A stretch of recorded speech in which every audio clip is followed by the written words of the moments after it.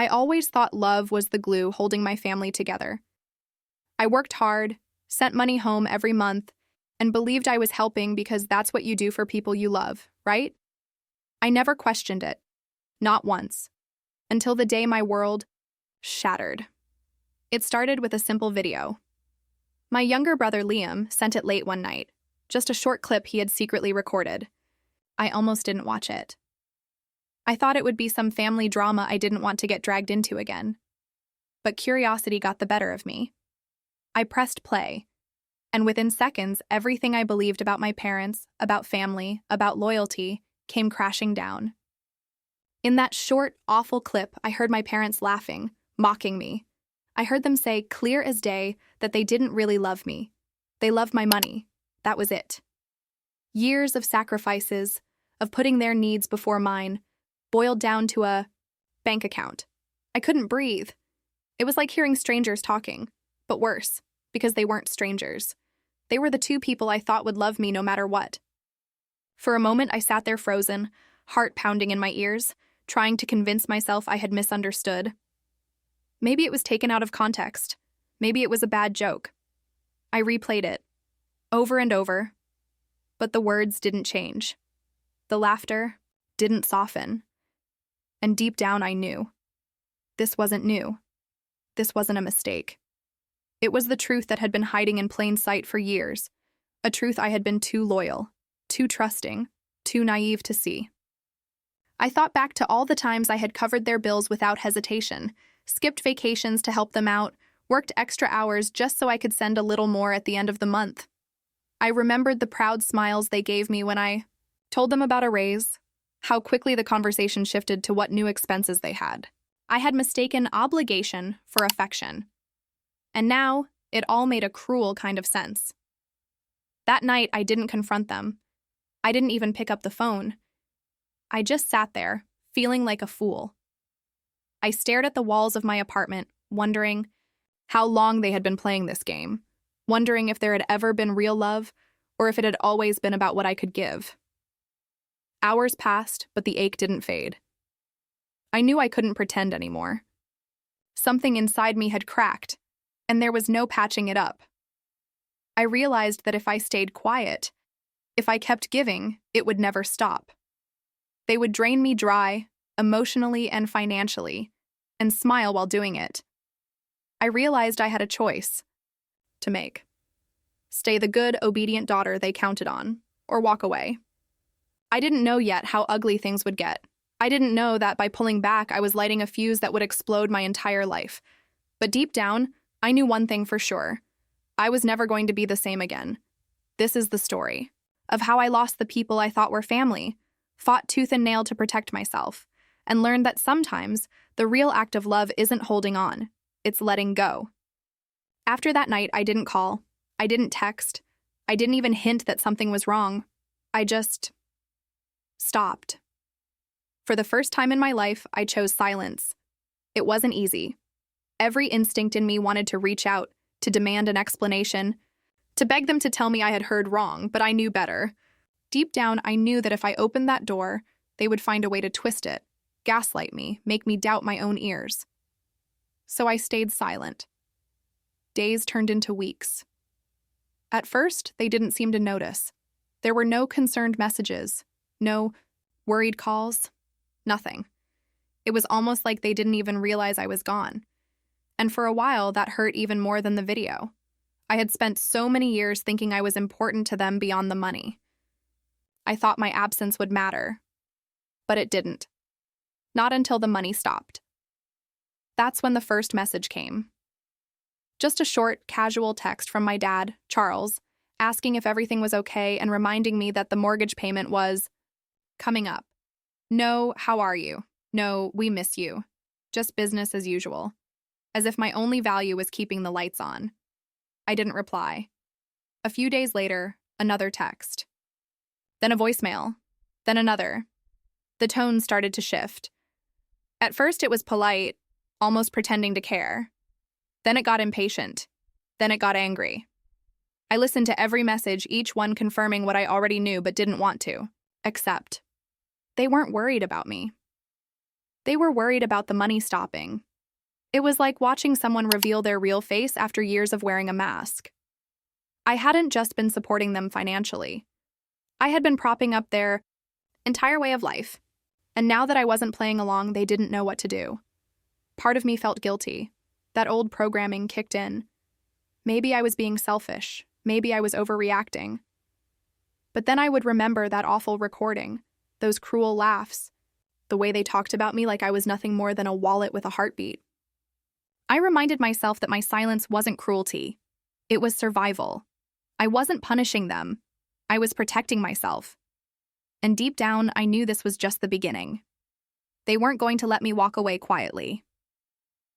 It was around week 4 when the phone finally rang, and this time, I answered.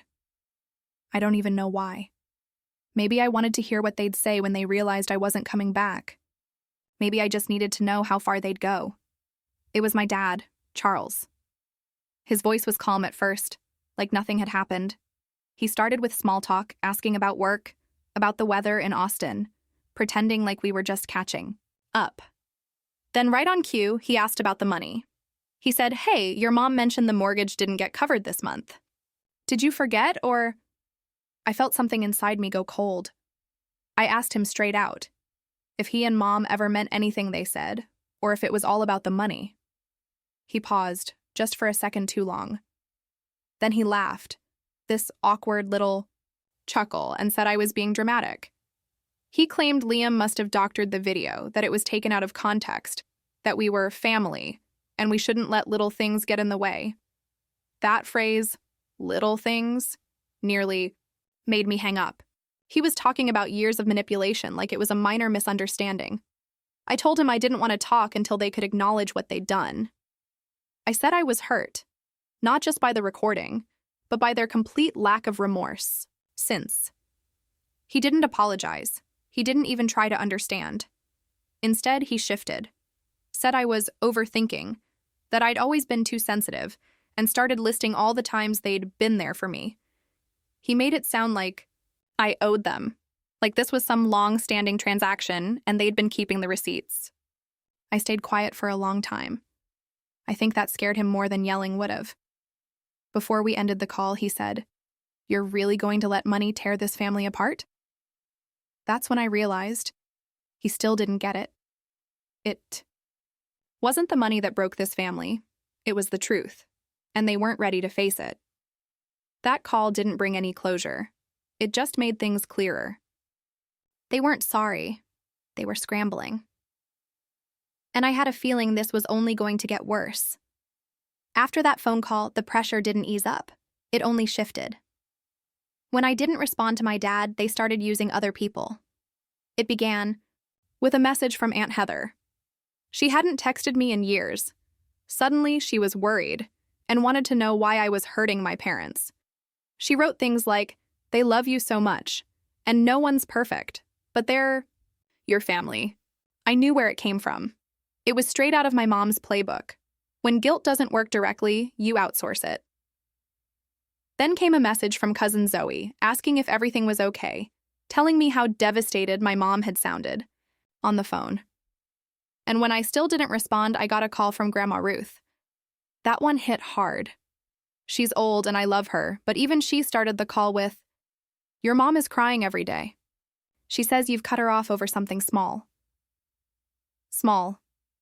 That word again. Like years of manipulation were just a misunderstanding I blew out of proportion. I tried to explain without going into detail, but she kept saying, "You only have one mother." And I thought, yeah, and she only has one source of income, and now it's gone. It was maddening. I felt like I was drowning in this web of emotional blackmail, all carefully orchestrated to make me look like the villain. I started questioning myself again. Was I really overreacting? Was I punishing them too harshly? But every time that doubt crept in, I reminded myself what they had said in that video. Their laughter, their words. That wasn't love. That was exploitation. The calls and messages kept coming for weeks. Not one of them asked if I was okay. Not one said, "What happened?" They all just assumed I was being cold, irrational, cruel. That was the story my parents were spreading, And for people who didn't know the truth, it was easy to believe. They played the victims so well. It was exhausting. I blocked numbers. I ignored texts, but the guilt still got through sometimes. That's the thing no one tells you about cutting off toxic family. It's not just about going no contact. It's about surviving the waves of doubt they send after you. I thought ignoring them would be the end of it. I thought if I kept my distance, if I didn't react, they'd eventually give up. But I underestimated how far they were willing to go. It started one Monday morning. I was settling in at work, same as always, when the receptionist called my line and said, "Your parents are here asking to see you." My stomach dropped. I hadn't told them where I worked, at least I didn't think I had. Maybe they remembered the company name from years ago, or maybe they just looked me up. Either way, they were standing in the lobby. I told the front desk to say I wasn't available, hoping they'd just leave. They didn't. They waited over an hour. I could feel the tension creeping through the walls. Later that day, HR called me in. Someone had filed a report saying I was financially abusing my parents. I laughed at first. I thought it was some kind of bizarre misunderstanding. But no, it was serious. My parents had actually gone to the trouble of reporting me to my own workplace, claiming I had manipulated them out of money, cut them off unfairly, and was now emotionally and financially abusive. I couldn't believe it. After everything they had taken from me, they were flipping the story and painting themselves as the victims.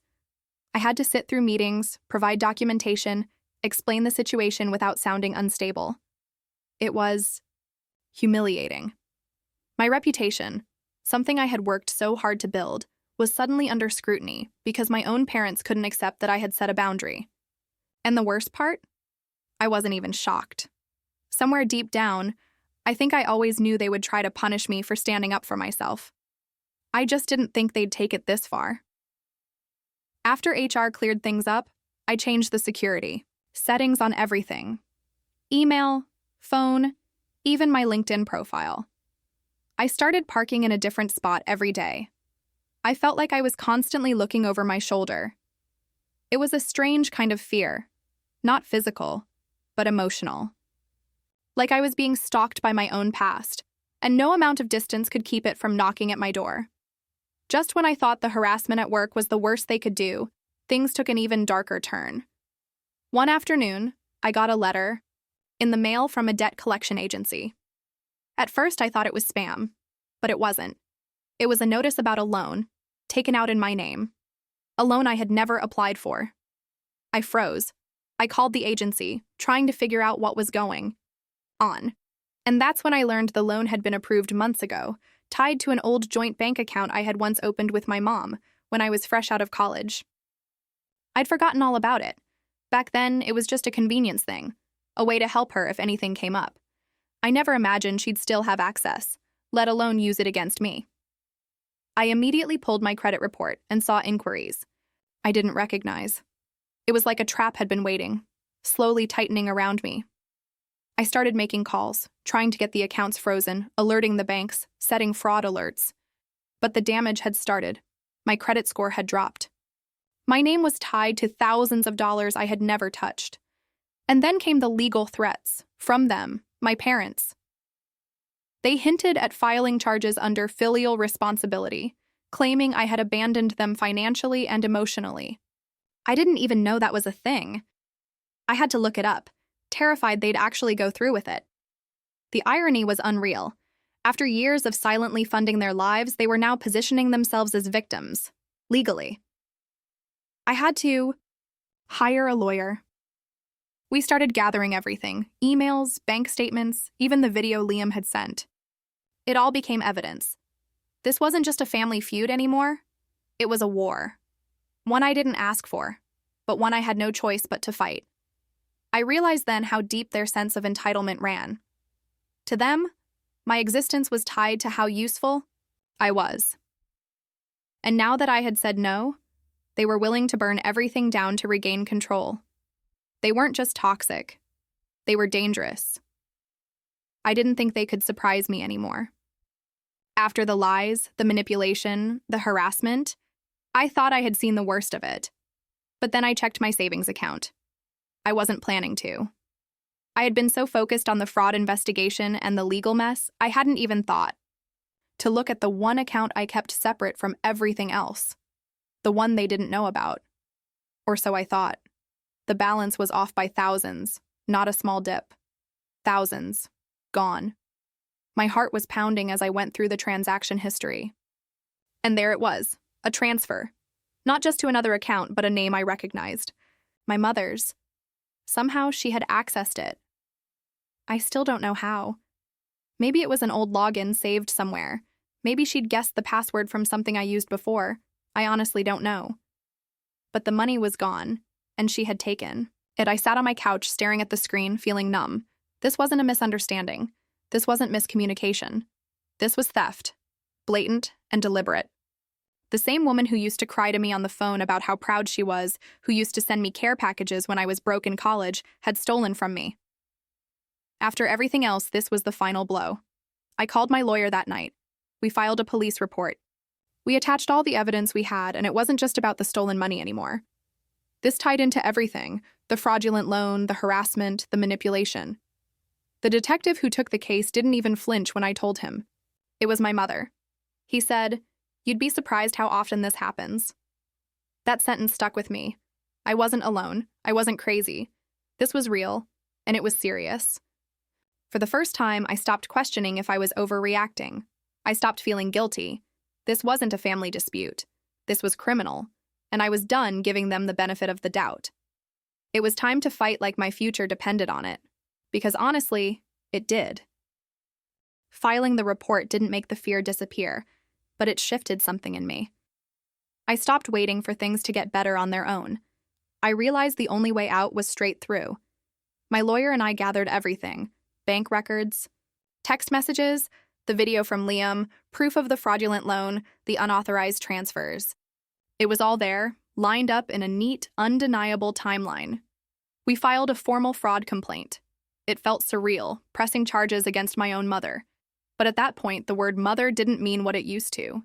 She was just another person who had stolen from me. I also filed for a restraining order against both of them. I never thought I'd need one. But after the stunt at my job, I couldn't take any more chances. They had crossed every line. The threats had become more aggressive, too. Emails laced with guilt, texts warning me about what's coming if I didn't make things right. I sent everything to my attorney. I stopped replying altogether. My legal team sent a demand letter for the stolen money and a notice of pending civil action. I expected them to back off then, but they didn't. Instead, they doubled down. They hired a lawyer of their own and tried to spin the whole situation, saying I was mentally unstable, trying to paint me as erratic and vengeful. That was the moment I understood what I was really up against. This wasn't just about money. It was about control. They were afraid I was slipping out of their grip, and they were willing to do anything to drag me back in. But this time, I wasn't alone. Liam stood by me. He testified when needed, submitted his own statement about what he heard and saw growing up. That meant more to me than I could ever say. I had spent years thinking I was isolated, like I was the only one seeing what was happening. But now I had proof, and I had someone backing me up. That changed everything. The legal process was slow, exhausting, expensive, but it was also the first thing in a long time that gave me hope. The court dates felt endless, but eventually, everything caught up with them. The evidence spoke for itself: every transfer, every forged document, every false accusation. The judge didn't need convincing. When the fraud charges stuck, it hit fast. My mother was arrested.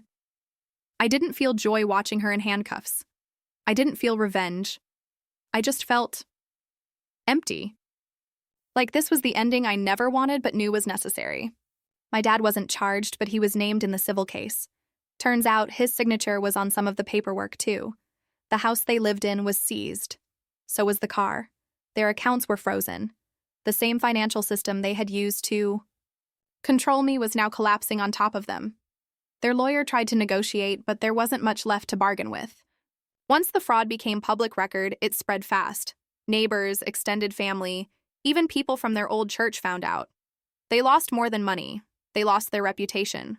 And for people like them, that might have been the worst part. My aunt stopped calling. So did Zoe. Even Grandma Ruth didn't say much after that. I think once the truth became undeniable, there was nothing left to argue. Liam kept me updated on bits and pieces he heard through the grapevine, but I didn't ask for details. I didn't need them anymore. What mattered was that it was finally over. The weight I'd been carrying for years started to lift. Not all at once, but little by little. I started sleeping better. I stopped checking over my shoulder. The silence that used to scare me now felt like peace. I didn't expect justice to feel so quiet. No dramatic closure, no big emotional breakthrough. Just stillness. That's how I knew I had finally won. Not because they were punished, but because they couldn't reach me anymore. They couldn't guilt me. They couldn't manipulate me. They had no more power over my life. That was the real victory. In the weeks after everything ended, I kept waiting for some kind of emotional wave to hit me. I thought I'd feel relief, or grief, or maybe even guilt. But what I felt was quiet. Just quiet. For the first time in years, my phone didn't buzz with demands. My inbox wasn't filled with passive-aggressive guilt trips. No more unexpected voicemails from distant relatives trying to reel me back in. It was just silence. And it was the most peaceful sound I'd ever known. I started getting my life back. Slowly. I updated my passwords, changed banks, even moved apartments. Not because I was running, but because I was rebuilding. Piece by piece, I created something that felt like mine. I stopped second-guessing myself. I stopped waiting for their approval. I started making decisions just for me. It wasn't easy. There were days when the old doubts crept in, whispers telling me I'd gone too far, that maybe I should have handled things differently. But then I'd remember everything they did. Not just the theft or the lies, but the years of manipulation they passed off as parenting. And I'd remind myself, I didn't leave them. I left the version of me that tolerated it. I still don't talk to them. I don't plan to. That part of my life is closed. Not locked in anger, but in acceptance. There's a kind of freedom in letting go without needing the other person to understand. I've learned that family isn't about blood. It's about trust, about safety, about love that doesn't come with conditions. And if I ever have kids of my own, I'll make sure they know that love isn't earned with sacrifice. It's given freely or not at all.